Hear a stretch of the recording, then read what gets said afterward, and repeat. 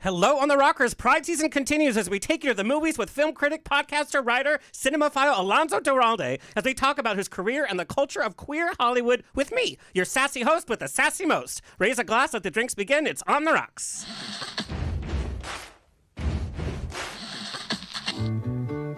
Thank you for being Boulevard. Life is a banquet, and most poor suckers are starving to death.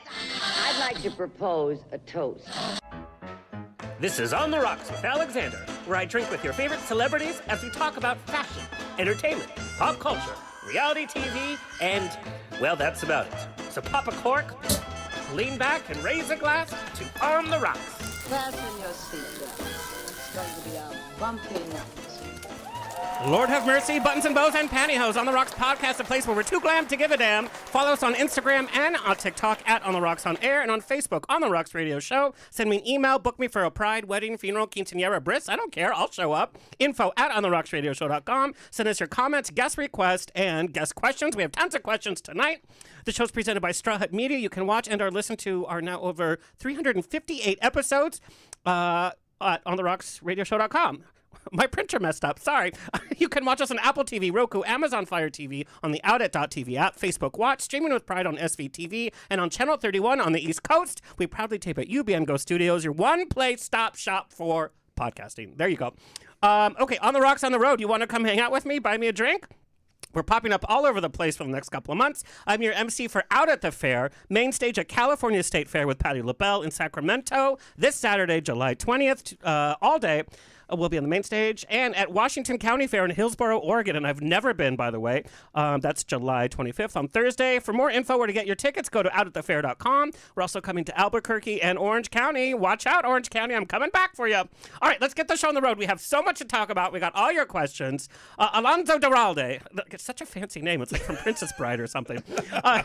He's a chief U.S. film critic for The Film Verdict, author of Have Yourself a Movie Little Christmas, and co-author of I'll Be Home for Christmas Movies. He's the co-host of Canopies the Film Library, which just launched this June, by the way. He also co-hosts Linoleum Knife, Maximum Film, and Breakfast All Day podcast because he doesn't like to sleep. And he's also discussed film on CNN, PBS, TCM, and ABC, as well as in numerous documentaries. He pops up for Q&As all over the place. And his latest book, Hollywood Pride, a celebration of LGBTQ plus representation and perseverance in film. It's a read, honey. I'm telling you. We're going to talk all about it. Please welcome Alonso Duralde.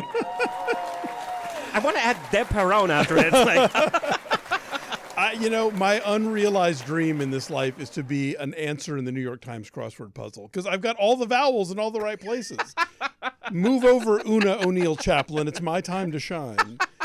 100%. And weren't you on Jeopardy, too? I was on Jeopardy. I came in second. Yeah, what was that like, though? It's true. It is an honor to be nominated in that case. Just getting on the show was thrilling. And then if you live in LA, what they do is they make you the backup. Yeah. So like in case somebody misses their flight or whatever. So it's kind of cool because as the backup, you get to like go in and practice and watch them tape stuff and without having to play. So I got to sort of absorb what was going on. And then when you come back to be on for real, you get to do the first show of the day. And I still didn't win. So whatever. But I did it, and I get to say I did it. So that was pretty great. Now, do they know what you do and then not have those categories, or have those categories because they know you'd be good? Oh, I don't know. They don't tell you. I think it just pops up. I mean, I got a Bee Gees category, and I felt pretty good about that. So, But they didn't do like film. There was a Neil Simon category, so maybe. Okay, all right. Well, we've seen you all over the place. We know your movie opinions from your critiques. We've seen you moderate I don't know how many panels and on TV. But I want to shift it back to little Alonso growing up. How did your family get from Spain to Georgia? God, interesting question. So my parents were dating in Madrid. He was a doctor. She was a nursing student. And then, that's a romance movie right there. Right? Yeah. And they were hot, I have to say. My parents, the old pictures I'm impressed.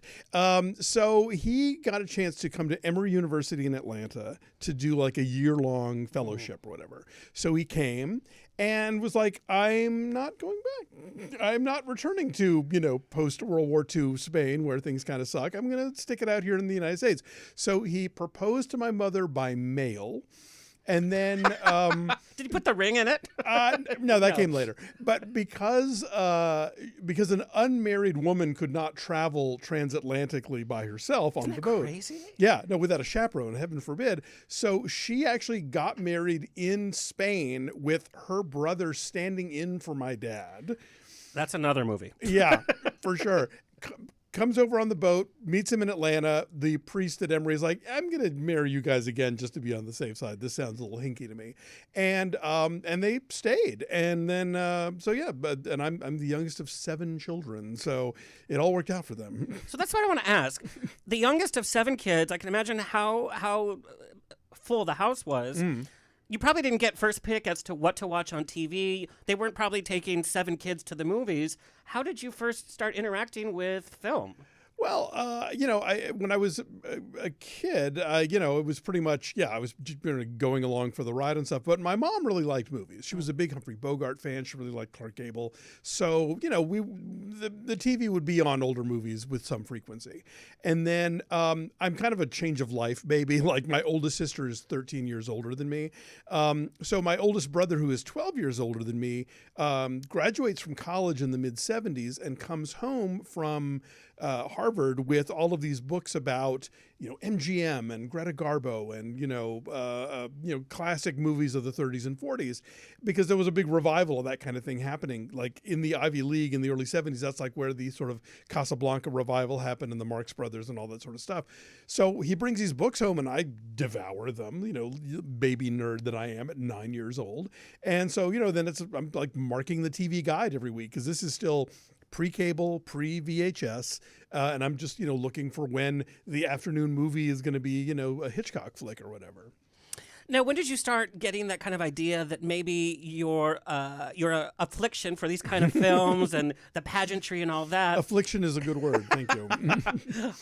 When did you first kind of realize that maybe that and maybe your sexuality wasn't kind of like the rest of the boys that you were growing up with? Right. It didn't occur to me that there was anything connected between the two for a long time. We know now that's sure, yeah, 100% true. Of course, a 9-year-old who's like watching All About Eve on TV. What could be gay about that?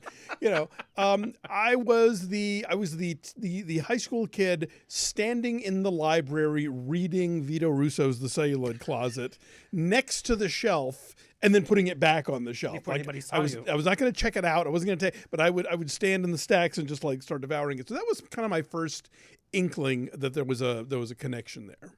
How exciting is it for you? And I just want to put this on screen.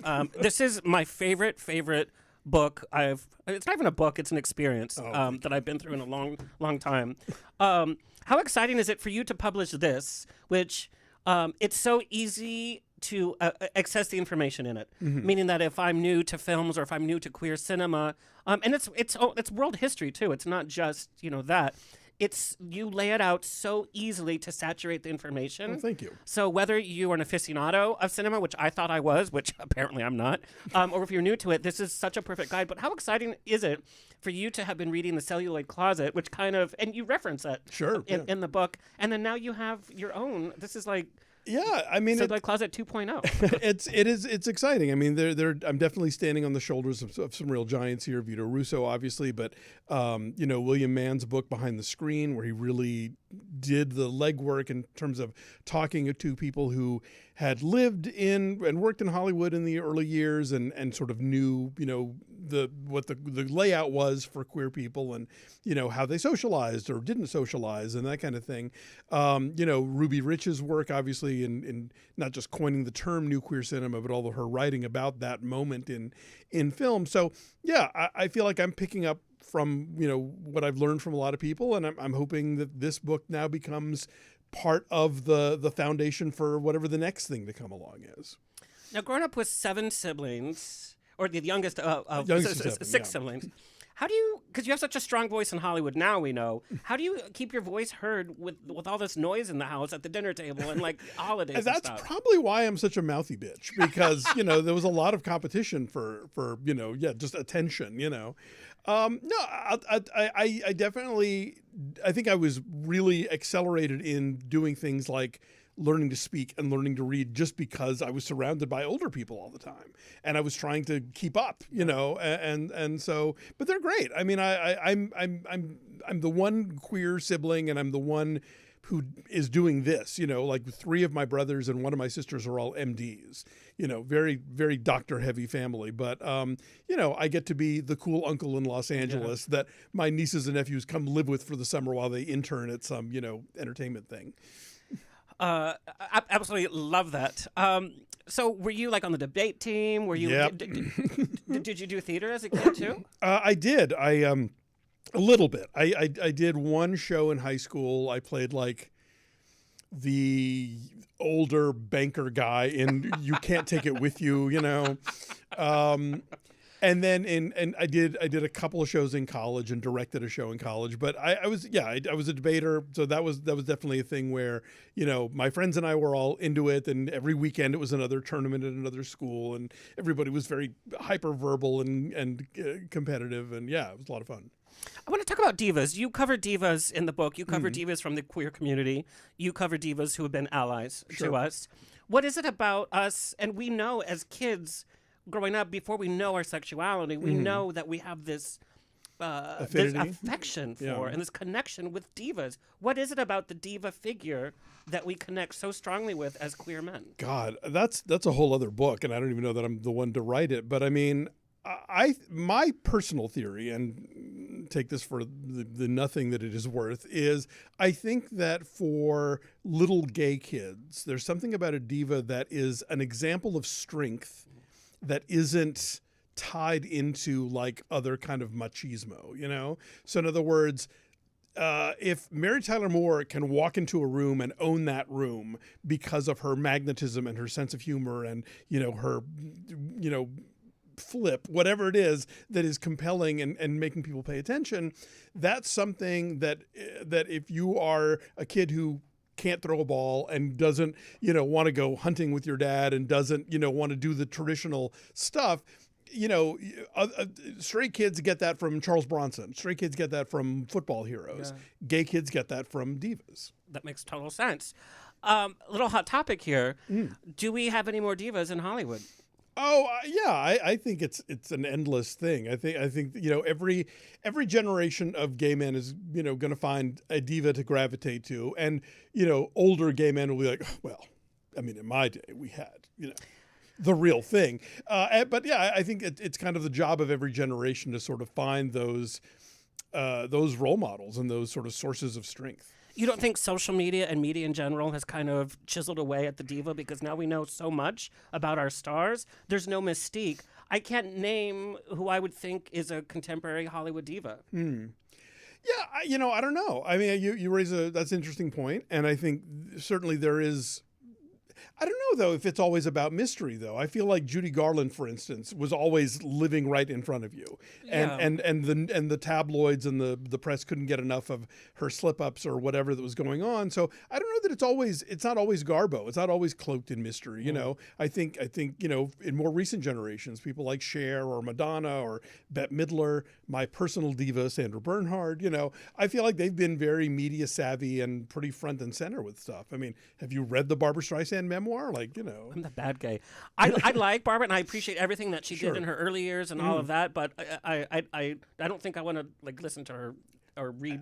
I haven't listened to I have not given 2 days to listening to the book yet, but I read it and I devoured it. It was really entertaining. All right. I would say my Hollywood diva is like Jessica Lange.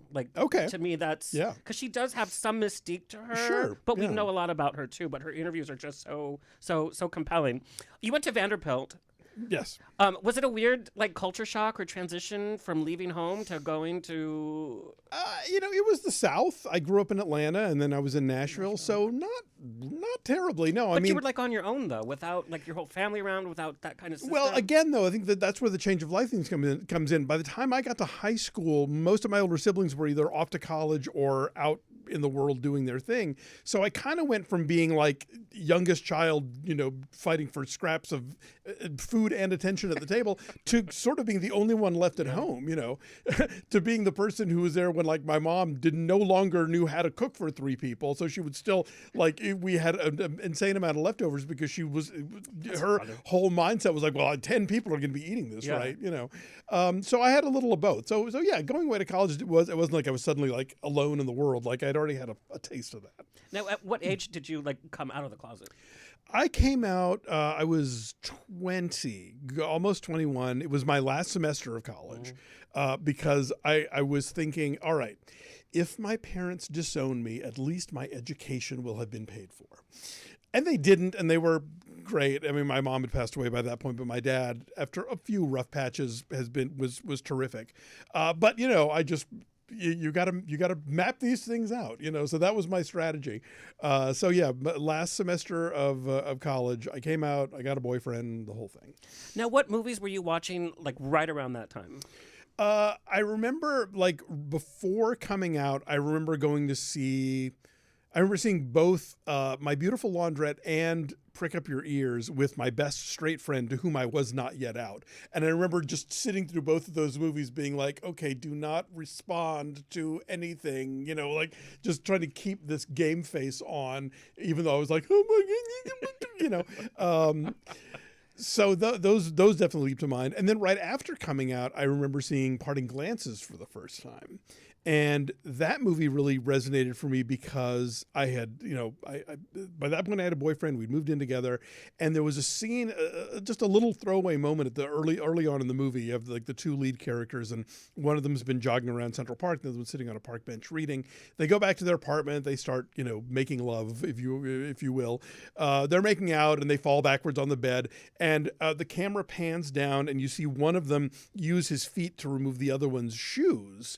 And I was like, ooh, I've done that.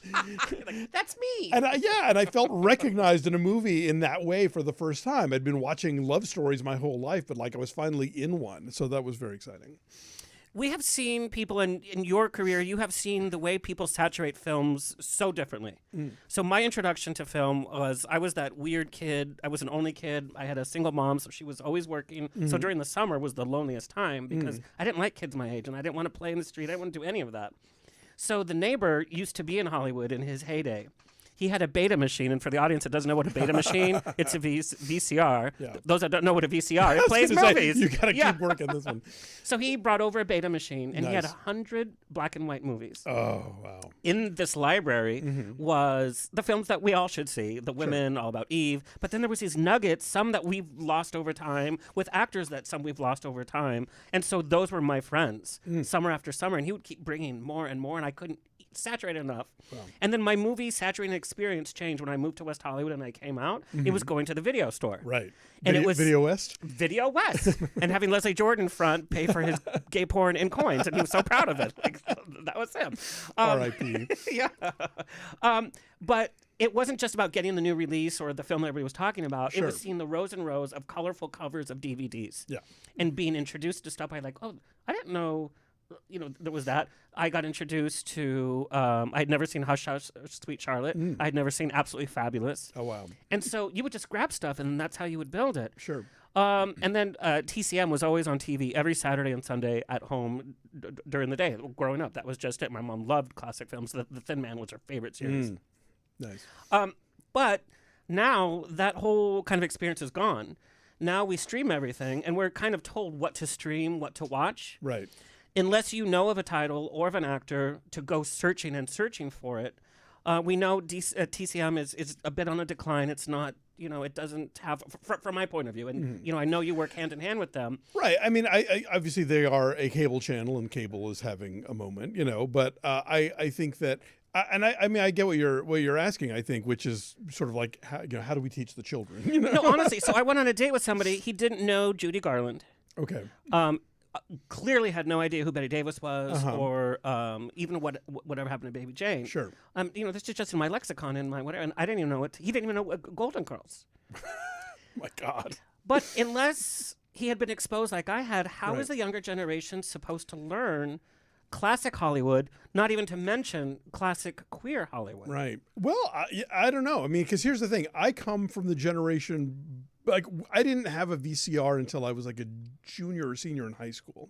So by the time video stores became a thing, like, I already knew what I was looking for, but I'm a weirdo. So like, maybe I'm the last person to answer this question, but I mean, I think that there have always been, kinds of curation. So for me, it was the books that my brother brought home, and whether it was about going down the rabbit hole of trying to see all the films by a certain director or certain actor, or, I had a book that was just called like, 50, unforgettable films, blah, blah, blah. And that was the first book that sort of made me realize, oh, Citizen Kane, that's a thing. I need to see that. I actually got my mom to drive me across town in Atlanta to see it at a rep theater when I was 11, because like it never came on TV and I needed to see Citizen Kane.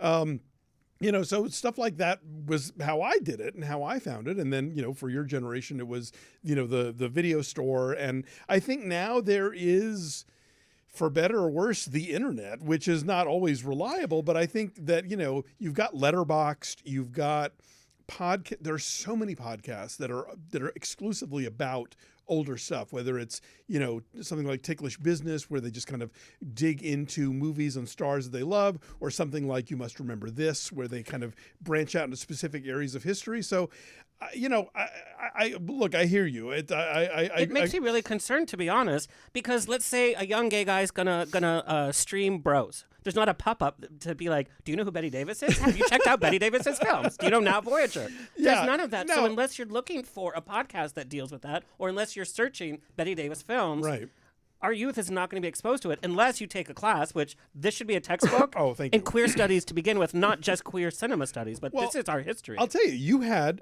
Dude with a Betamax. And so I think very often it is the role of the aging gay man to be like, hey, youngster, have you seen, All About Eve yet? Do you know about Thelma Houston, whatever it is, and I think that's just how things get passed along. And I'm sure the same stuff, if you were talking to like people who were hardcore book folks, it's like, how do I get young people to read Francois Sagan or, whatever? You can't even read a caption on Instagram. How are they going to read a book?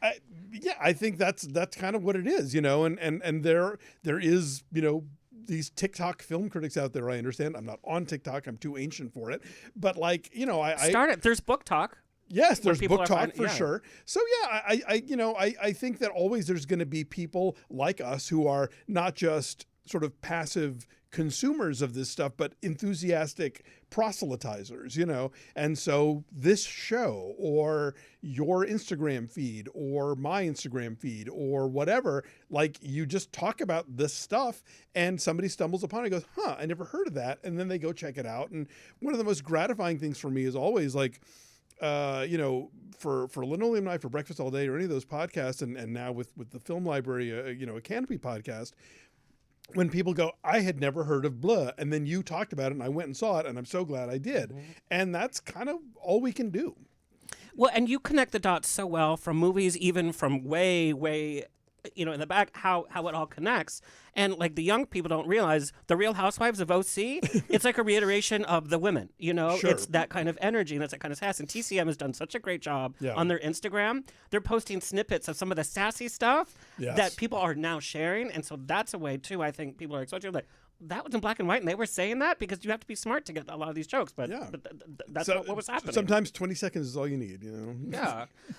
You first started being a film critic. You worked for MSNBC. Your critiques were like on Rotten Tomatoes show. Your first critique job as a critic, did you feel like you needed to come in with a heavy hand, or you felt like, or not because you wanted to? Well, again, I started before there was an internet, so it wasn't like the kind of thing where like, ooh, I gotta get the hot takes to really, get the attention. It was just more kind of learning the craft, So I wrote, excuse me.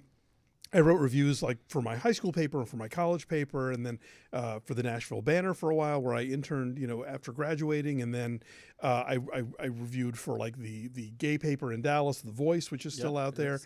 So it was just kind of a thing of finding what my voice was and trying to figure out like how do I how do I bring me to this without having it just be, I, there's that thing that critics have to sort of figure out. And I think we spend most of our careers trying to figure out how to do it, which is the mixture of, this is what I understand as somebody who has studied the art form and is interested in the art form and knows the history of it and has watched a lot of things. But also, this is what I bring to the table as a human being who has gone through whatever things in life, that color my judgment or that make me like or dislike certain things or that make me relate to certain things or whatever like that. So yeah, it was just kind of more of a question of just trying to get better as a writer and reading other critics and looking back at my stuff and being like, oh, that was good. Oh, that was terrible. Like, I'm very tough on my own copy, but usually when it's far too late to do anything about it. And you've been reviewing movies for so long. You go to how many screenings, I don't know, per week. Are you ever able to just sit back and enjoy a movie at this point? Absolutely, yeah. I mean, I still, in my free time, that is still my favorite thing to do. LA has such a wealth of repertory theaters, to go see something at the Academy Museum or at the Egyptian or at the the New Beverly or whatever, or to, pop in a Blu-ray at home or to like go through a streaming service. Yeah, I have made my avocation my vocation, but my avocation is still my avocation. So you can turn it off and just... Yeah. What's a guilty pleasure movie like from like present day? You're like, oh. Well, I don't believe in the guilty pleasure concept. If it gives you pleasure, it gives you pleasure. But you're a film critic. If they know that you liked Ernest Goes to Camp, I mean... Look, I co-wrote an entire book about Hallmark Christmas movies. I watch a lot of Hallmark Christmas movies. People know this about me. It is not a secret. So clearly, I understand the difference. I'm not going to say those are cinema, but they do give me pleasure. And they've evolved. Now they're including queer characters. Very much and so, I have to tell you, every Christmas season, my mom and I would sit and watch the worst ones, and it was a bonding experience for them. We looked forward to them. Yeah, I mean, the thing about Hallmark Christmas movies, I think, is that, as I always like to remind people, this is a network that is owned by a greeting card company. And in the same way that when you get a greeting card that has a beautiful snowy scene on the front, and you put it up on the mantle, and you look up occasionally and go, oh yeah, the snow, it's Christmas. Yeah. These movies kind of serve that purpose. Yeah. They're there to be on your screen, and you look up and you see people making cookies or lighting a tree or shopping for a wreaths or whatever, and you go, oh, it's Christmas. Yeah. And that's it. That is the function they serve. And if occasionally we get more than that, great. That's a bonus. But it's just they are there to be the thing you're paying the third most attention to. And there's a safety to come home knowing what the storyline's going to be, knowing how it's going to end up. There's a comfort there. I always say it is ideal nursing home programming because you can fall asleep in the middle of one of them, wake up in the middle of the next one, and you know exactly where you are in the plot. You're like, Lacey Chabert is still there? But her hair's different. That's a different man. But I genuinely love them, and they have brought me, I started watching them, when politics really just started taking a turn in this country, so circa 2015. And they have really been my Xanax ever since. Like, they are my place to go. When I am very decidedly not watching the news, I am probably watching a Hallmark Christmas movie. Okay, all right. You talk about independent filmmaking from the queer community. Sure. As it relates to the big studios.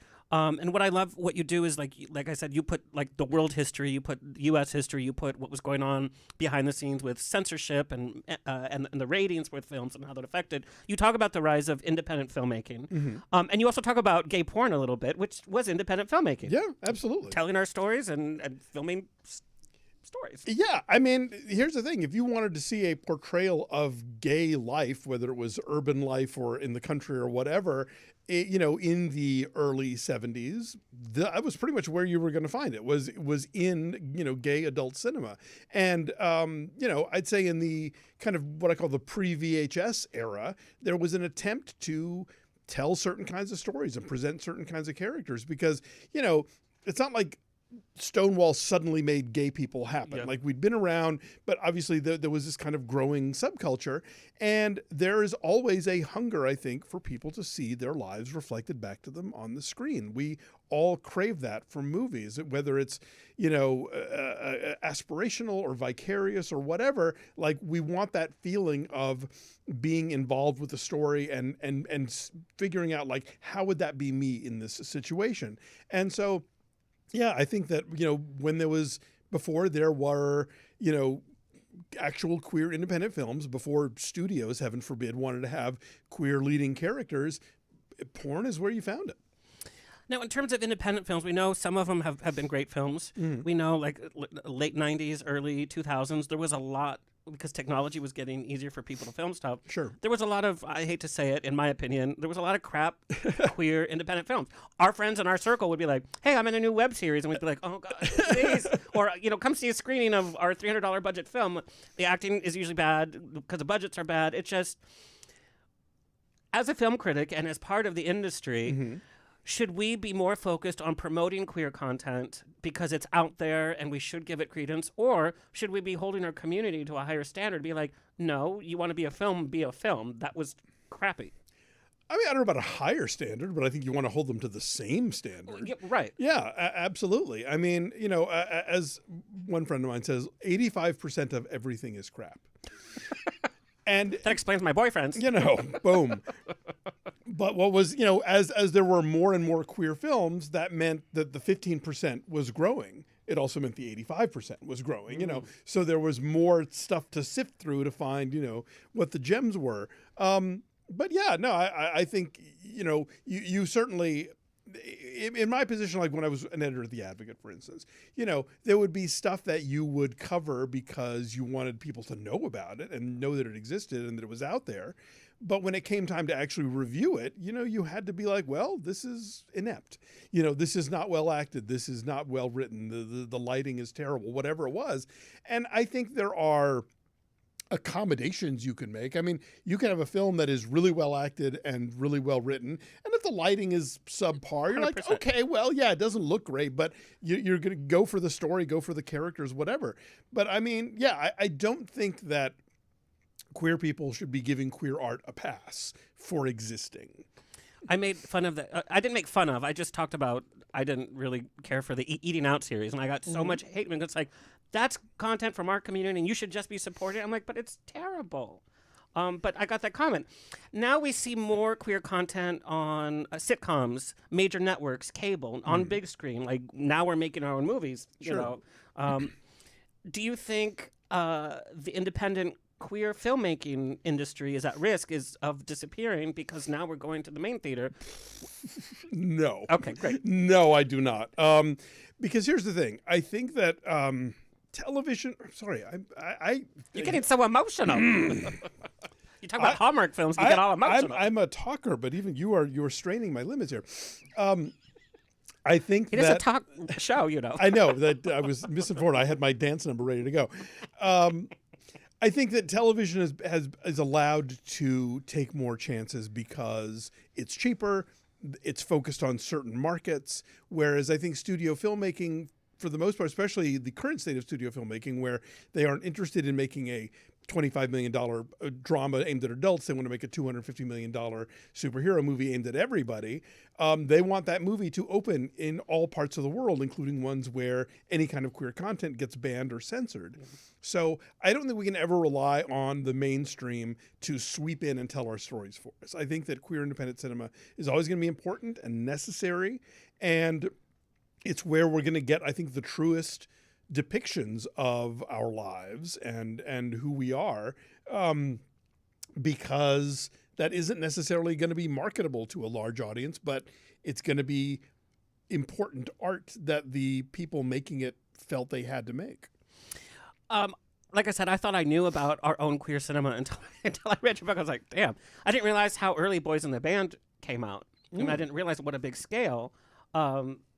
we had the remake recently, but I didn't realize how early in filmmaking that was. Yeah, that was a 1970 movie. That's insane. When I read that date, I was like, oh, it must be a misprint.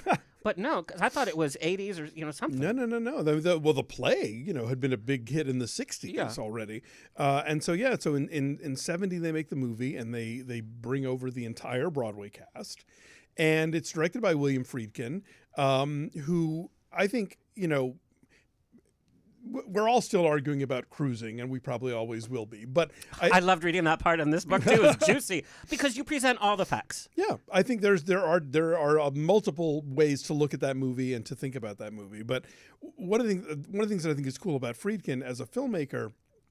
And, you forget this when you think about The French Connection and Sorcerer, these big sprawling movies. He's really good at making these very intimate theater to film adaptations. So often the temptation is got to open it up, everybody's got to go outside, we got to do things so it doesn't feel stage bound. And he's like, oh, no, we're not leaving this room. We're not leaving this room, and we're going to close the windows, and everyone's going to start sweating, and we're going to be in this room with the windows closed. And that's what he does in Boys in the Band. He does it later in Bug and Killer Joe. I so wish he had done the August Osage County movie.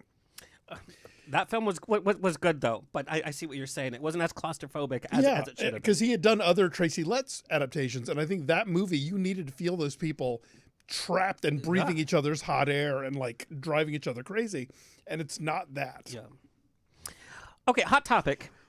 And there's more water. We have tons of water. I know. I'll bring in a water truck for you. I should have brought my apple cider vinegar and done a quick gargle midway through. That'd be fun. Why didn't Bros work? I think aesthetically it worked. Why didn't it make money? I think there was a combination of factors. I think that because it had plenty of marketing. Yeah. Well, I'll tell you, I never underestimate the power of an opening date. That movie was supposed to open in August, and then they kicked it to late September because Mission Impossible 7, whatever, moved. And they're like, oh, great, we'll get this date. And it wound up being, was it late September or early October? Anyway, it was kind of Halloween was happening. And so everybody went to see Smile. Everybody was watching Hocus Pocus 2 on Disney Plus. And don't get me started. I shan't. But people didn't go, and I mean there are multiple factors going on. Judd Apatow, as a producer, when he would spotlight relatively new talent in movies, people like Amy Schumer, people like Seth Rogen, he would surround them with famous names, and that would kind of help draw people in. And in this movie, they made the, I think, bold and brilliant choice to have the entire cast be queer. Every single person in that movie is LGBTQ plus. And so, yes, you have a cameo from Harvey Fierstein. You have a few scenes with Amanda Bierce. But for the most part, you have these really talented performers, but who are not marquee names. Yep. And so maybe that made it a harder sell because as much as we love Billy Eichner and Luke McFarlane, they are not names that open a movie, So I hope that time is kind to Bros, because I think it's a great movie. I think it's brilliant and funny, and I think a very insightful movie about why adult gay men have a hard time with intimacy and why they have a hard time being vulnerable and opening themselves up to relationships. It doesn't feel like a movie where they took a straight rom-com and just changed half the pronouns. It feels very specific about what it means to be an adult who grew up queer in this country, in this culture, in this society. And, I some of my favorite movies tanked in theaters and then found an audience later. Willy Wonka and the Chocolate Factory, Clue, the list goes on and on. So I hold out hope that people will discover Bros, because I think it's a great movie. But how they were trying to sell it is, this is a rom-com that straight couples will go to. And it's no, that's not. And is that even the point? Yeah. Just because we go see straight rom-coms. Right, exactly. When you think they owe us one. I think well, you can't mark it as this is not a movie for straight people. Don't bother, stay home. You can't say that. You have to try and get them to come in the theater. And I think if they did, they would like it. But yeah, that wasn't necessarily the principal goal. I don't know. There's so much about movie marketing and all that stuff is such a did the turtle's egg fall off the roof? We're going to send our ships to sea. Like, it's so random. And so like, you just don't ever know, oh shit, there's going to be like a rainstorm that makes the East Coast stay home. It's so random. So I think in the case of Bros, the movie's great. It didn't do the numbers they wanted, but I do hope that its day will come. I thought when it went to streaming, it was going to be like the top stream, and that's where it was going to gain, and it just didn't. Plus, I think our younger generation, we talk about our younger generation. I don't mean to crap on our younger generation, but like they're mean about things before they even see or know anything about it. Fire Island, when that was going to come out, people were crucifying it. Now, it was successful. Bros, that was another. The New Queer as Folk, it was dead even before it even started. Because people just start... It's like, don't we want to like these things? Don't we want to support them? And then if it's bad, then we can say it's bad. Well, I think there's a difference in terms of how we look at queer media, in that for my generation, and for yours to a certain extent, it was so rare that anything would happen on a big scale, that something like Showtime's original Queer as Folk, the remaking the British series would happen, or that like Brokeback Mountain would come out. Like it was a moment, it was an event, and everybody got pumped for it because we thought, all right, maybe this will be great, and who knows, if it does well, maybe we'll get like another one. I mean, I was at the Advocate from 2000 to 2006, and believe me, we were like, please let Brokeback Mountain be a success and let there be other ones like it. And we got half of what we wanted. But I think that the kids now are, they take this for granted. Like, they have always had YouTube. They have always lived in a world where Will and Grace existed. 100%. And so they don't have to get excited about this stuff. And in a way, that's a good thing, that each of these releases isn't this moment in time that isn't going to happen again for years. And so when you get used to that being part of the cultural landscape, you don't have to be pumped about it. You can be like, well, what do you got? Impress me, And so I get it, and that's just, I think it's a marker of a good thing that happened. But it is tough on those works now trying to reach that audience. What I love about Hollywood Pride, and I'm going to hold it up again, you talk about the younger generation taken for granted. What I love, what you do in the book, we've all read the rumors about Katharine Hepburn and Cary Grant. Cary Grant. I mean, those goes on. Marlon Brando, James Dean, and you even talk about in the book, you're like, we've already heard all those stories, so I'm not going to dwell on those figures because those stories and rumors are out there. You really do focus on figureheads from the very early on that have done so much to bring us to where we are now. And I love that because I've learned so much about just filmmaking from behind the scenes. It's just not the stars you do it to. Right. You're talking about like the wig people and the costumers and all of that. That's what I really love. You also talk about how movies have always been successful in times of catastrophe for the U.S., such as war is very good because people need that escape, and it was patriotic at a time to go see these films. During World War II, they created like a special tax on movie tickets that went to the war effort, and so not only did people want to go to the movies because they needed the escapism and the distraction, but the act of going to movies felt patriotic. It was like buying a bond, that you were buying a ticket to a theater, and so like the American film industry will never be as successful as it was during World War II. I mean, it was just massive. We didn't have TV. People would go multiple times a week. The Aero Theater in Santa Monica is called the Aero Theater, the AERO, because it was near one of the munitions factories, where they made aircraft. I did not know that. And so it would be open all night. So if you did a late shift and you got off work at like 4 a.m. and you were keyed up and didn't want to go to bed yet, you could go to the Aero and see a movie. So it was a part of the fabric of American life in a way that we will never see again. But I think in general, it has been kind of a proven thing that the worse things are in the world, the more people crave the experience of going to the movies. So let's relate that to COVID. We know the box office from COVID has been an uphill battle, even with mega blockbusters. Sure. And we know that people are watching stuff at home. I get that.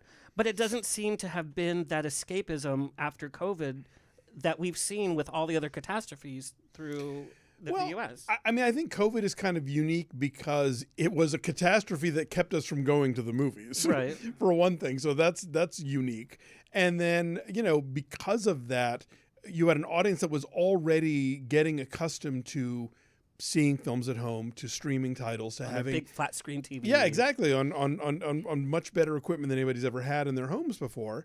And so, once the theaters opened up again, they had to contend with not just that people were more used to streaming, but the knowledge that the windows have gotten a lot shorter. That it's like, well, if I don't go see this movie now, in a month, I can rent it for $20 on Amazon, And so that factors in. And I think there is still a hungry audience that wants to see movies on the big screen, that definitely wants to see certain kinds of films with a big audience, the fact that like the number one movie this past weekend was a low budget horror film is exciting. Is that? It's exciting because it Nicolas means Cage is like, I can pay rent this month.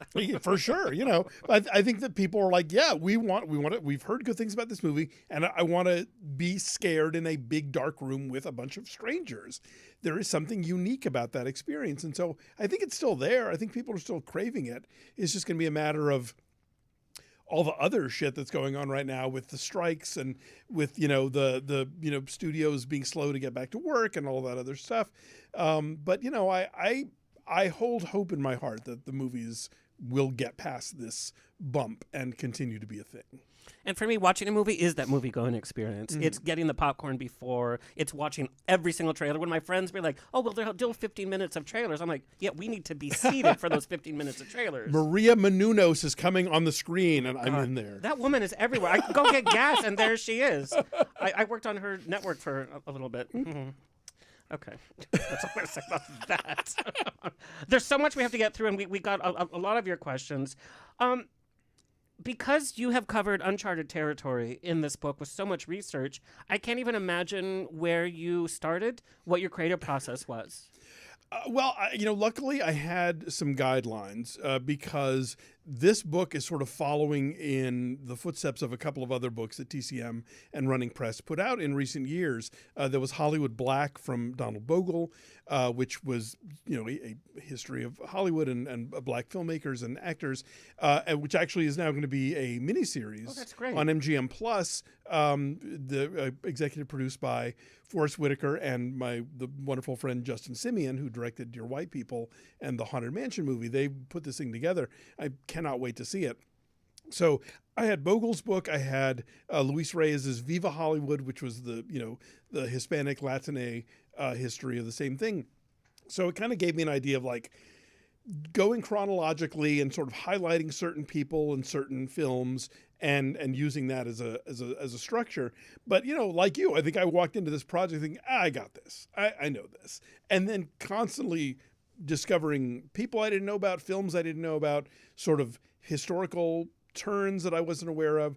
So yeah, it's it was, luckily I had a bit of a roadmap going in, but definitely a lot of learning curve too. I mean, even from the first pages, like the first motion picture, among the first very few motion pictures was two guys dancing. Yeah. I mean, that blew my mind. And then, Louise Brooks being in Pandora's Box, like these films, I'm like, oh yeah, I know. I was like, oh, I didn't realize all the dots that connected. Yeah. One of the questions we got, and I had the same thought too, we have figures like Marlene Dietrich, we have Paul Lynde, we had George Cukor, like everybody knew what was going on. Uh-huh. How come they got away with their queerness where a lot of people did not? Interesting question. I mean, I think that, they're all kind of different. I mean, Cukor was behind the scenes. So I didn't think it was everybody knew. Right, everybody knew, but it was like Clark Gable was like, Well, yeah, that's a story. But I think that it wasn't like he was a matinee idol that it was going to make a difference. In the case of Dietrich, I think the fact that she was so European and so androgynous that it was kind of like, it's just part of her mystique, And Paul Lynde, I think, tragically was kind of, I think lived in the closet, really. I mean, listen to every joke on Hollywood Squares. I know. I mean, he was in that category where he got to be flamboyant, But I'm sure, had very strict rules about what people didn't know about his life, And I think, sadly, because he was a character actor and a comedic character actor, it was sort of like, oh, he's the funny uncle, I think if he had stepped up and wanted to play romantic leads, it would have been like, girl. No. Well, You know. did you see the pilot of his sitcom that somebody just released it on YouTube? It's so awful because he's playing like a dad and. Oh, no, that was an actual show. The Paul Lynde show aired like 13 episodes where he's like he's a stuffy conservative judge and his family is more like getting into the spirit of the freewheeling 70s. Yeah, it's a terrible show. It works exactly against everything he's good at. You talk about some of the mainstream films of late, and we films.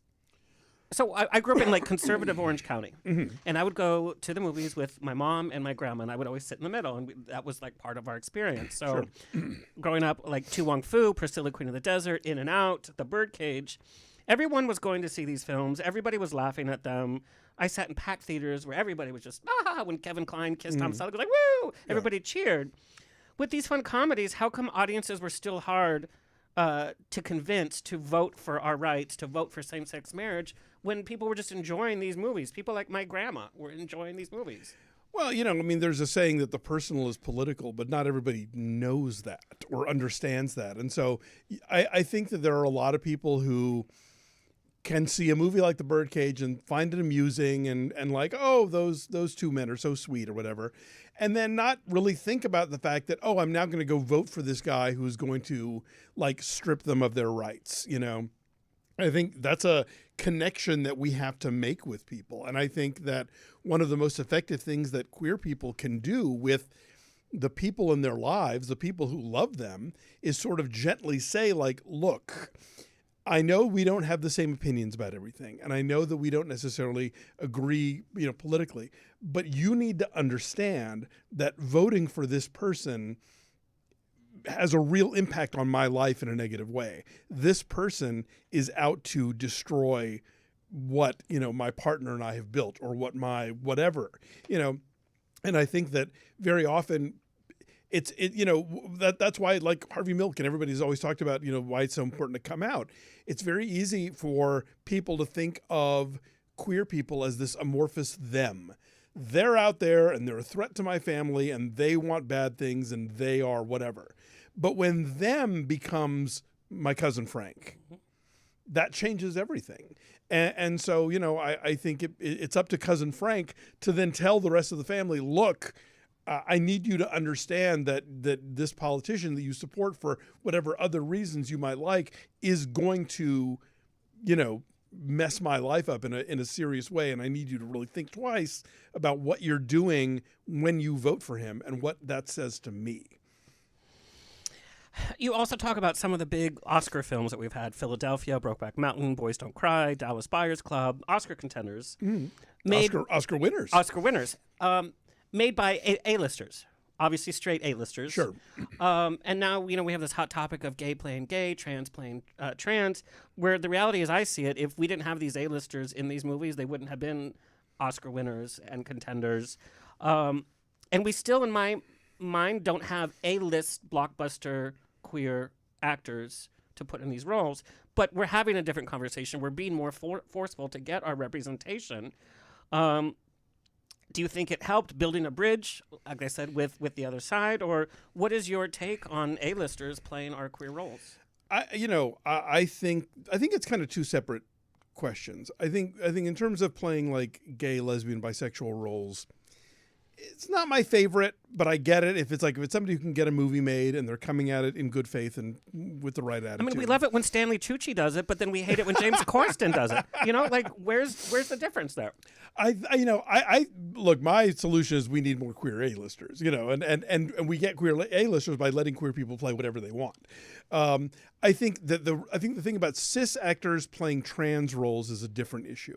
And there are people who can explain this in a better way than I do, but for me, it sort of boils down to I think for a lot of people, they think that a trans identity is somehow a costume or an illusion or a trick, as opposed to a lived experience. And I think that, a hunky cisgender actor putting on a wig and a dress is different than a trans actor playing that experience. And so I understand the distinction there. And I think that it is important for trans actors to play those roles, especially because, with very few exceptions, but the only one that leaps to mind is Patty Harrison in Together, we almost never cast trans actors in cis roles. So if we're not going to cast trans actors in cis roles, and we're not going to cast trans actors in trans roles, what are we casting trans actors as? Right. There's a lot of talented trans actors who should be working. And so, like, yeah, let's demand the trans roles for now, and let's, get some trans stars out of this, hopefully, and then we can have a conversation about, who's an A-lister and who should be playing what. I remember when I first realized that conversation was starting was Felicity Huffman played a trans character, and everybody loved her, and she got Oscar nomination. Yeah, everything. And then Jared Leto was in. Right, but that's the difference between a cis woman playing a trans woman and a cis man playing a trans woman. But that's when I realized the conversation, the trans community and the queer community was starting to come out and say, no, this is not for us. And I remember that was the first time I'd kind of seen that shift. We have so much to talk about, and like I said, so many topics that you cover. I want to talk about what kind of content we can expect. You talk about the camp films during a certain time of U.S. history, and it was very appropriate for our community to be doing that. Obviously, during the 80s and 90s, we were really concerned with the AIDS epidemic, so a lot of it was intense, dreary, dramatic pieces that we saw carry on, that every gay filmmaker was like, I got to make this piece because this is what we wanted to hear. Now, in my opinion, present day, we're really concerned with rom-coms and comedy and, making it light. But now we look on the horizon, what's going to happen socially and politically, what is happening socially and politically. Yeah. What do you think our queer content's going to look like? Well, I think that we are in the midst of a new trans cinema. We're getting really exciting films like I saw the TV Glow and People's Joker. So I think we're getting more trans filmmakers getting to have that moment in the spotlight where they are, making feature films, telling their stories in a very unique way. I think both of those movies sort of use familiar pop culture tropes and characters to explore what a trans coming out process looks like. And so, because I think trans people are being so demonized in the public sphere, they have become this convenient other for this new wave of fascism to attack, which is, we're playing the oldies here. This is what the Nazis did in the 30s. The trans community was one of their first targets. I think it's great that we have so many great trans artists stepping up and telling, sharing their truths and telling their stories. And so I hope we get more of that. I hope we get more, I love queer comedies. I love, if people, I think Bottoms is one of the greatest films of the last 10 years. Like it is a movie that feels like it's rewriting the rules of what comedy even is. But, I think also we're going to see art that is responding to the moment that we're in. And I hope doing so in a way that is as powerful and effective as so many of the new queer cinema films were about, AIDS and other things that were happening in the culture of that era. So I believe in our ability to step up, and this is a moment to step up. Another theme that you talk about, which delights me, because I love Alfred Hitchcock. I love everything Alfred Hitchcock. Gus Van Sant's remake. We had Anna H on the show, and she talked about that whole experience.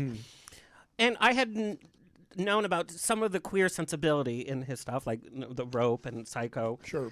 You have a whole section in the book that my eyes just bugged open because you talk about all of his films, and there's this queer sensibility and texture in almost everything. Was Hitchcock aware of that?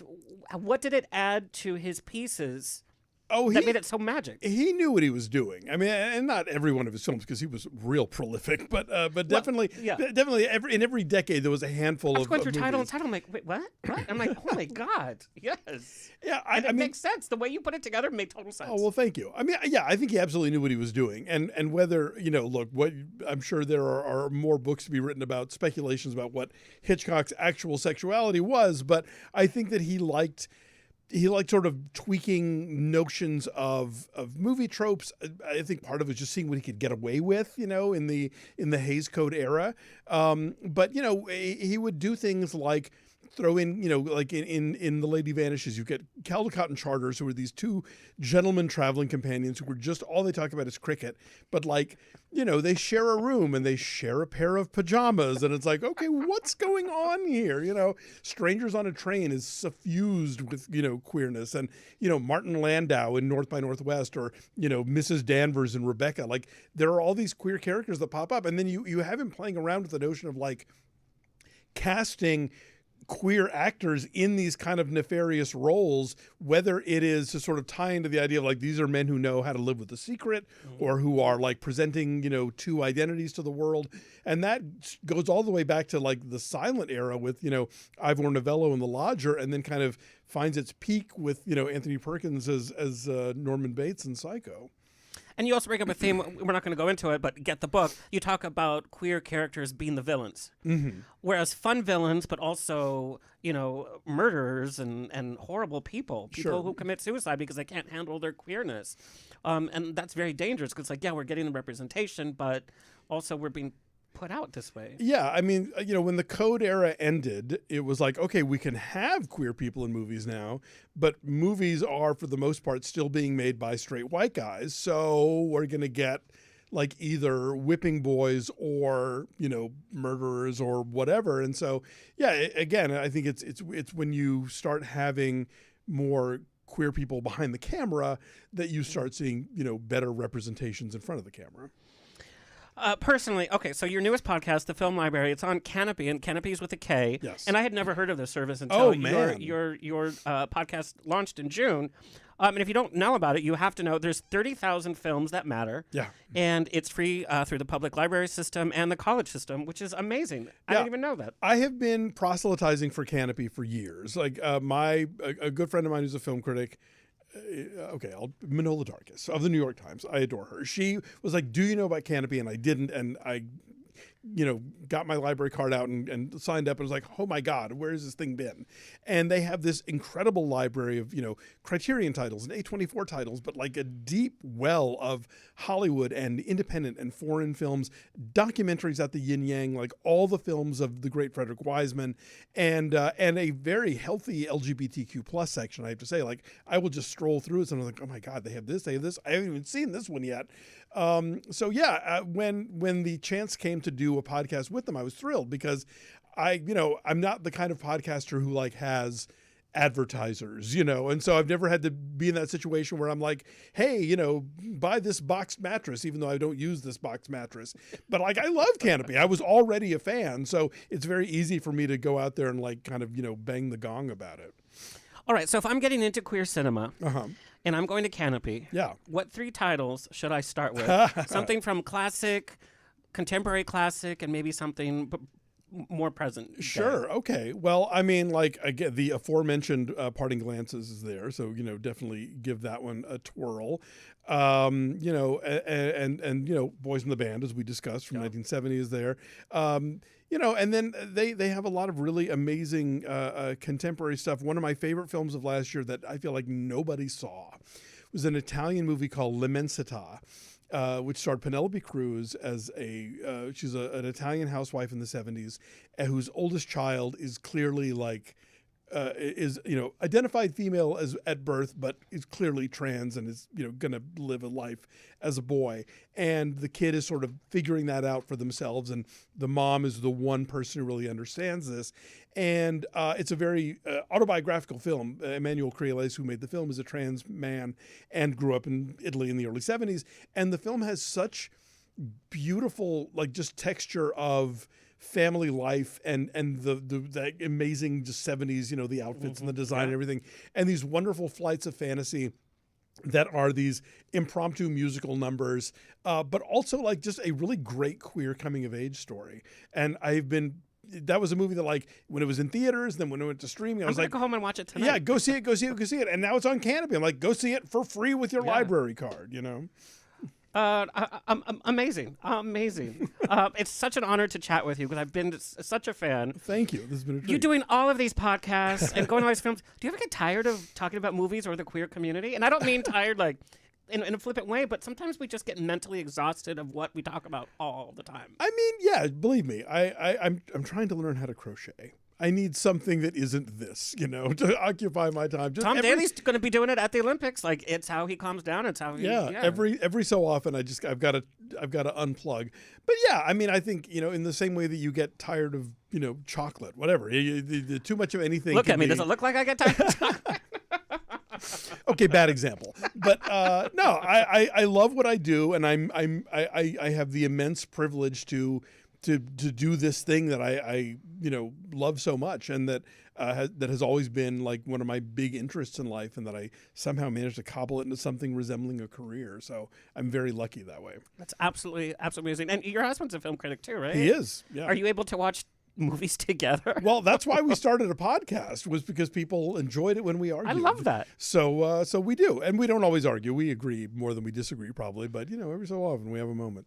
I mean, I was raised, and we have a picture of you and Leonard Maltin. I was raised watching Leonard Maltin and Roger Ebert, and I was obsessed with how they would critique a film. It was just but you got to this is part of your world. That must.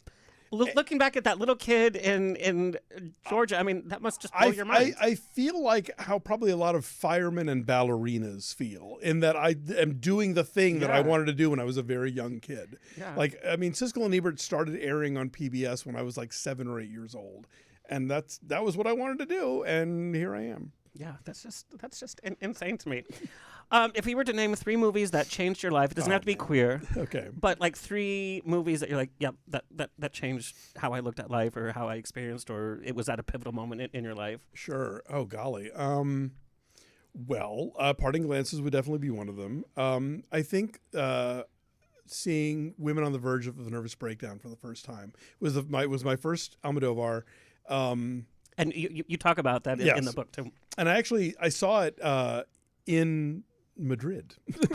I was visiting family, and even saying that is insane. I know. Like, my parents were the only people who from their respective families who emigrated. So all my cousins, all my aunts and uncles are all back there.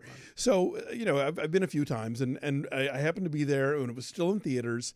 And it had been running for months, but was still so popular that I literally bought like the last seat in the theater. And I speak pretty good Spanish, but like movies, everybody talks really fast. There's no subtitles. I was like, nah. But I got apart from not knowing the word for eye drops, I understood the whole thing, and loved it. And that set off like he's probably one of my if not my very favorite living filmmaker. And then I've gotten to interview him a few times, which has been really cool. So that one definitely. And oh gosh, what else? Edward II, the Derek Jarman movie, because I had been out for a couple of years, but I was really getting into my angry period. My like activist, I have just came out, and all I'm hearing about is this disease that's killing everybody, and no one's doing anything about it. And George Bush is still president, and and that was the first movie that I saw that made me realize that I wasn't the only person going and like Greg Araki's The Living End was there for me for that, and several other films. But yeah, Edward II, I remember just being this. It was this bolt of lightning of like, yes, okay, yeah, I'm not crazy. Somebody else is seeing all this, I just want to point out another beautiful part of Hollywood Pride and why it's so appropriate for Pride season and Pride Month. You show how resilient the queer filmmaking community has been, because you talk about, okay, we were told this, you have to censor all of this. We still figured out a way. Right. Then the ratings came out, and then AIDS came out, but we still found a way. And what you so beautifully do is show how present day we're still finding a way. Yeah. And we'll always find a way. Yeah. No matter what happens in the next The word perseverance is in the title for a reason. Yes. And you do that so beautifully. So it's a great gift too, by the way. Oh, thank you. Yeah. So go get Hollywood Pride, available everywhere. And I got my copy. Where can everybody find it? We have like pages more, but we got to go. We're gonna have to do a part 2. And we'll bring a vocal coach in for it. Bring the apple cider vinegar next time for sure. I am Alonso Duralde on Instagram, A Duralde at Blue Sky. I'm on Facebook. I'm the easiest person on earth to Google because I'm everywhere. I'm the only I'm the only Alonso Duralde. So it's if you and you're everywhere. And, well, I do my best. But yeah, you can read me at The Film Verdict. Listen to me on Linoleum Knife, Maximum Film, Breakfast All Day, Deck the Hallmark, and the Film Library, a Canopy podcast.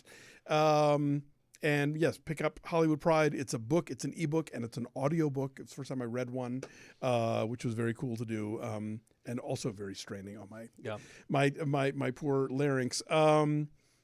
Yeah. Oh, and if you are in Nashville, I will be there on the Wednesday, the 24th, screening The Last of Sheila at the beautiful Belcourt Theater and signing books afterwards, thanks to Novelette Books. So I'm looking forward to that. I went to college there, so I'm psyched to go back. Perfect. And the book is full of beautiful pictures, by the way, too. Yes. If you get the audiobook, you should also get the one of the other versions because the pictures are, and I can say this because I had nothing to do with the layout of this. It is a beautiful piece. Done. Yeah. And if you want to appear smart, put this on your coffee table. Yeah. Thank you so much. It's been such a joy to chat with you because I love film so much. So to be able to chat with somebody who has done the damn thing is very exciting. Thank you for having me. Of course. That's all, folks. It's always a grab bag of fun here every week on The Rocks. Big thank you to our engineer and station owner, Tony Sweet, our social media clip editor, Alexis Mendez. We have RuPaul's Drag Race's Pandora Box coming to talk about her new dance album. We have some of the members of the touring production of Clue coming in, and we have Glenn Rotman, the world's most recognized certified celebrity hypnotherapist. He's going to try to hypnotherapy me. That'll be interesting. Please like, share, subscribe so we can continue bringing this fabulous programming coming your way. Until next time, stay happy, stay healthy, stay sexy, and if you drink, stay tipsy. This has been another episode of On the Rocks. Tweet me and slide into my DMs on Twitter and Instagram at On the Rocks On Air. Find everything On the Rocks for free at OnTheRocksRadioshow.com. Subscribe, like, review, and share. Until next week, stay fabulous.